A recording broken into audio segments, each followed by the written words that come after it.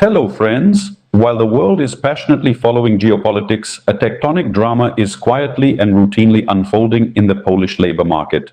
Why are Ukrainian workers packing their bags en masse? How did people in Poland suddenly start speaking Spanish? And why can a laptop in Warsaw become the cause of a financial fiasco? Let's figure it out.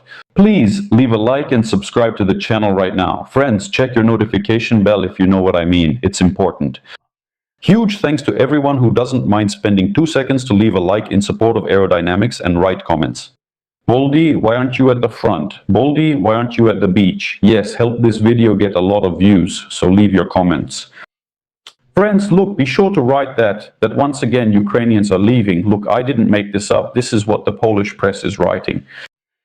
Let's take a look at the harsh economic reality as it is. And reality is boiling and foaming so much that you can barely dodge it, right? Just yesterday, Polish entrepreneurs were blessing their fate for the endless and, let's be honest, undemanding flow of labor from sunny Ukraine. The scheme seemed perfect, with everything planned out over the years. Yes, you could say we're not exactly like there, especially in light of the last couple of years, and there are certain reasons for that. But nevertheless, there is cultural closeness, a familiar language, and a willingness to work for 2, sometimes even for 3. But it wasn't that simple. Life, as often happens in a global market, makes its own significant adjustments, and it made the bosses and directors frantically flip through an atlas. It turns out that the laws of supply and demand work equally harshly for everyone. Ukrainian citizens, after taking a closer look at hospitable, sunny Poland, came to a logical conclusion.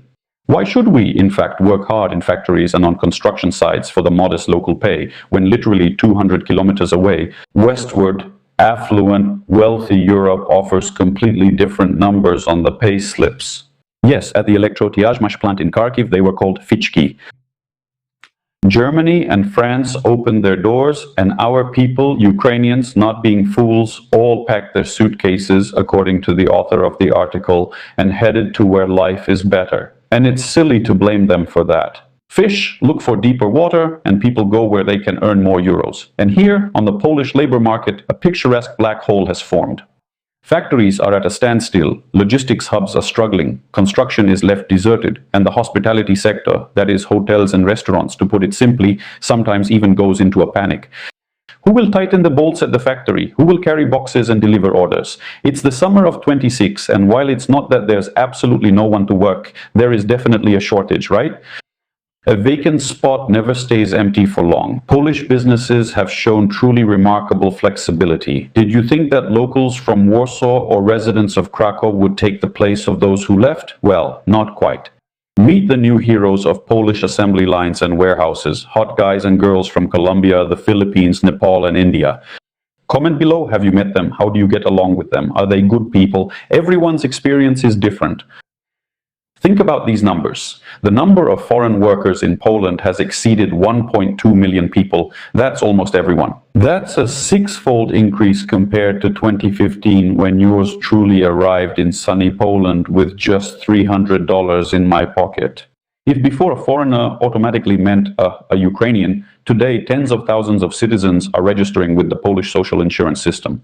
From such exotic places that, well, I'll be honest with you guys at my work, many people can't even locate these countries on a map. Могут показать эти страны. Да. Or maybe they've never heard of them or just saw them once on a travel show. 30,000 Colombians and Filipinos alone are already boosting Polish production. The most interesting part of this whole story is the reaction of Polish employers. Because Polish businesses realize that the new guests from Asia and Latin America are generally disciplined people. Of course, there are always exceptions. That's it. Most importantly, they have nowhere else to go right now. They lack a German passport or easy visa-free travel in Europe. And experts from recruitment agencies openly state the replacement process has started and is in full swing. And here, for Ukrainian citizens, according to the author of the article, who may have hoped to wait out the hard times in the West and then return to their familiar places in Krakow or Poznan, the moment of truth arrives. They say, be careful, dear Ukrainians, there may be no way back. There you go. The Polish manufacturer is a pragmatic creature. If he has already set up logistics for bringing in workers from Manila or adapted the process instructions for them, he won't fire a loyal Filipino just for the sake of old friendship with a Ukrainian. In short, no one is waiting for us to come back anymore, my friends. The author states the market filled up quickly and ruthlessly. So, if you were planning to stay in Germany or work in the Netherlands and then come back for a salary of 3,600, oh no. Alright, those who left, fine. But what about those who stayed in Poland but decided to play an exciting game with the state called Outsmart the System? We have a second article. Here it's a comedy that smoothly becomes a personal drama. The second article we're analyzing.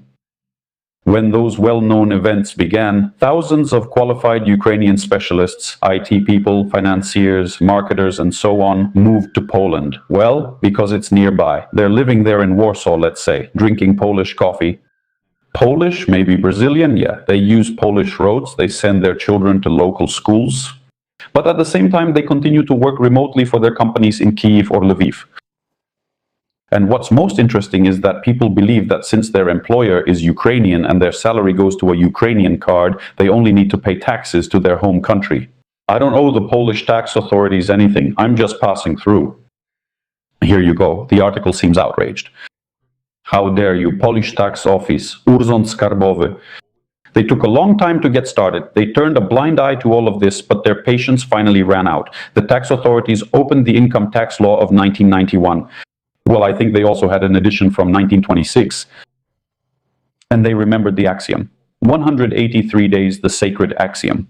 The logic of the Polish law is rock solid. Well, it's as simple as a sledgehammer. The tax authorities don't care where your company is registered, even if it's on Mars. They're only concerned with one simple fact, where your body was physically located at the moment your fingers were typing on the keyboard. Generating income, that's important. These things are connected. If that butt was sitting in Poland for 183 days, more, well, at least 183 days. Yes, if you moved your family here, rented an apartment, got a cat, that's important. In legal terms, this is called the center of vital interests, right?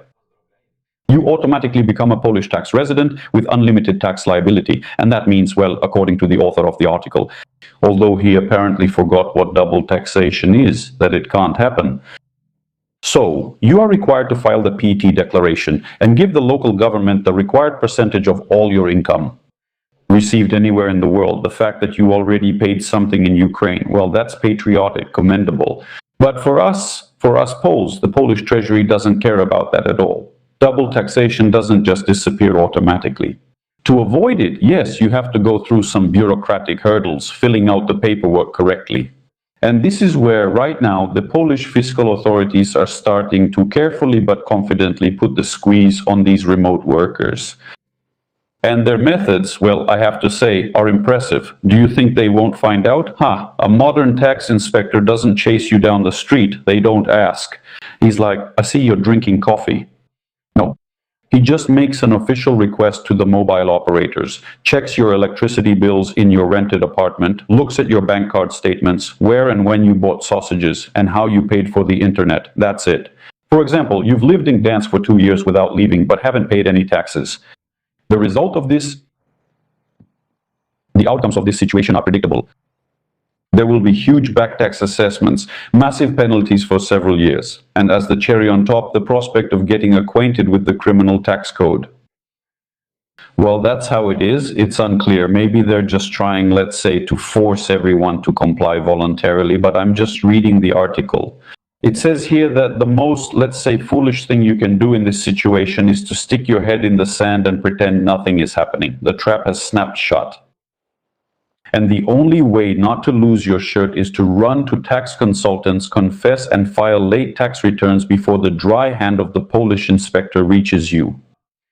Well, it's unclear. It's unclear. Honestly, friends, write in the comments if you or your acquaintances have had problems like this, because the article is very scary. We'll see how it works out in practice. But we can draw a conclusion, yes. The conclusion is simple. Capitalism is a cynical thing, and it doesn't tolerate any emotions. It doesn't care about your achievements, your nationality, although that's important, or your emotional impulses. It needs two things: cheap, obedient labor here and now, yes. If Ukrainians are too expensive or have left, Asians will come instead, as if they were somehow indispensable. And the second thing is taxes, which must be paid down to the last penny wherever you actually use the state's resources. Of course, walk on the beautiful Polish roads and breathe this wonderful air. Yes, the Polish labor market has successfully weathered another crisis, replaced its Slavic flavor with a Latin American and Asian one, and the tax authorities is ready to reap a rich harvest from inattentive migrants. Life goes on, but as usual, free cheese only comes in mouse traps. Make yourselves comfortable, subscribe to the channel, keep an eye on the calendar, and don't forget about taxes, my friends. That's the update. Write what you think, leave likes and write comments. Hello to all truck drivers, turners, milling machine operators, to the entire working class, and to tractor drivers. Friends, so what else?